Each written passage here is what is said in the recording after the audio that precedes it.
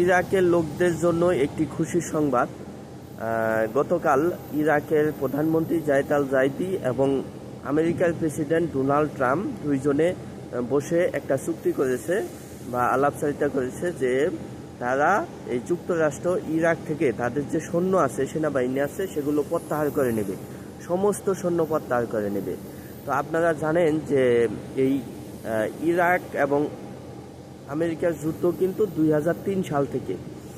তারা বলছিল যে ইরাকে পারমাণবিক অস্ত্র আছে, যার জন্য তারা সেখানে যুদ্ধ করে হামলা চালায় এবং ইরাকের যে তৎকালীন প্রেসিডেন্ট ছিল সাদ্দাম হোসেন, সেই সাদ্দাম হোসেনকে কিন্তু তারা গ্রেপ্তার করে এক পর্যায়ে তাকে ফাঁসি দেয়।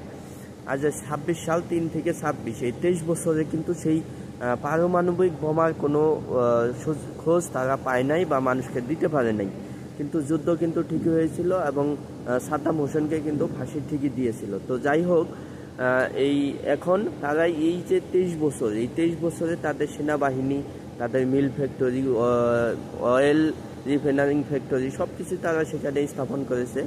তারা কালকে এই প্রেসিডেন্ট ডোনাল্ড ট্রাম্প কিন্তু ঘোষণা দিয়েছে যে তাদের সেনাবাহিনী সেখান থেকে প্রত্যাহার করবে। শুধু সেনাবাহিনী প্রত্যাহার করবে, তাদের যে কোম্পানিগুলো আছে সেই কোম্পানিগুলো সেখানে তারা কার্যক্রম চালিয়ে যাবে, এমনটাই ঘোষণা দিয়েছে। তো মূল বিষয়টা হলো যে সেনাবাহিনী যদি সমস্ত প্রত্যাহার করে নেয়, তখন কি তাদের নিজস্ব স্বাধীন সত্তা মতো চলতে পারবে? তো অবশ্যই তারা নিজের স্বাধীন সত্তা মতো চলতে পারবে, তবে গোয়েন্দা নজরদারি বা সেই দেশের নজরদারি কর্তৃত্ব কিন্তু সেখানে থেকেই যাবে, যেহেতু তারা প্রেসিডেন্ট সাদ্দাম হোসেনকে ফাঁসি দিয়ে সেখানে অন্য একজন প্রেসিডেন্ট বসিয়েছে।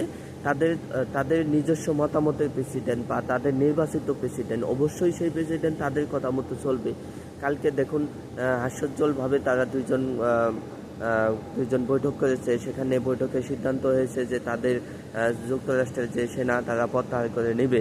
এটা কি প্রেসিডেন্ট ট্রাম্প কি আপনি এমনি এটা প্রত্যাহার করবে? অবশ্যই না।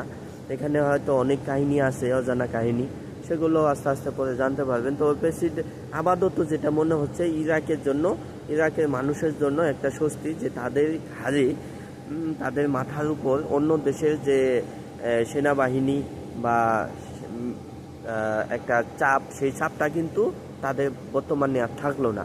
এটা একটা স্বস্তির নিঃশ্বাস। পরবর্তীতে আবার যদি দেখা যায় যে এই প্রেসিডেন্ট ট্রাম্পের কথা না শুনে, তখন তারা আবার একটা যুদ্ধ করবে, সেটা পরবর্তীতে দেখা যাবে বা এটা এরকম হয় কিনা।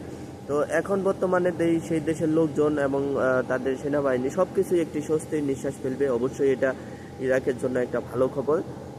অবশ্যই এটা ইরাকের জনগণের জন্যও ভালো খবর। অবশ্যই ভালো থাকবেন সবাই, সুস্থ থাকবেন।